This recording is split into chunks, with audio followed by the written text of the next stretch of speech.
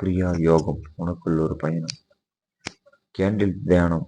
Candle தியானம் வந்து மெழுகுவர்த்தி தியானம் சொல்லுவாங்க. மெழுகுவர்த்தி தியானங்கள் பார்த்துருப்பீங்க.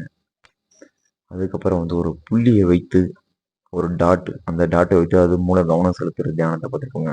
தனக்குள்ள இது வெளிப்படையாக ஒவ்வொரு விஷயங்கள் பயிற்சி செய்வதனால பார்த்தீங்கன்னா தனக்குள்ள தான் ஒரு புள்ளி அப்படின்றத தன்னோட ஒரு அணு அப்படின்றத வந்து தானே உணரணும்னா, தனக்குள்ள பயணிக்கணும்னா முதல்ல கொஞ்சம் கொஞ்சம் கொஞ்சம் மனதை அடக்க பழக வேணும். மனதை எப்பவுமே அடக்க முடியாது தான். இருந்தாலும் வந்து நம்ம நினைச்சா, நம்ம முயற்சி பண்ணால் ஒரு சில நிமிடங்கள் மனதை அடக்க முடியும்.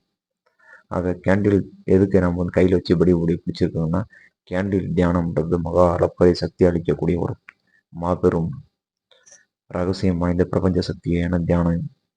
Meditation is the power.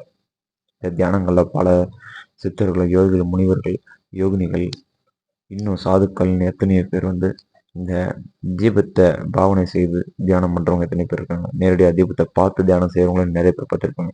எந்த ஒரு பூஜையிலும் அகல் விளக்கு, காமாட்சி அம்மன் விளக்கு, இல்லை இந்த தீப விளக்கு அப்படின்ற ஒரு இல்லாமல் எந்த ஒரு விஷயத்தையும் நீங்கள் பார்க்கவே முடியாது. எல்லா பூஜை அறைகளிலும் தீபங்கிறது ஒன்று இருக்கும். எத்தனை விஷயங்கள் இருந்தாலும் தீபம்ன்றது இறைவன் தீப ஒளி வடிவம், ஜோதி வடிவம் அப்படின்றத வந்து இது குறிக்குது. அப்போது நம்ம இதில் பயணிக்கும் போது நமக்கும் வந்து இந்த தீபத்தை பார்த்து நம்ம தினமும் தியானம் செய்யும்போது நம்முடைய கோரிக்கைகள் நிறைவேறும். நமக்குள்ளே இருக்க அந்த நெகட்டிவ் வெளியேறி பாசிட்டிவ் தன்மை உருவாகும்.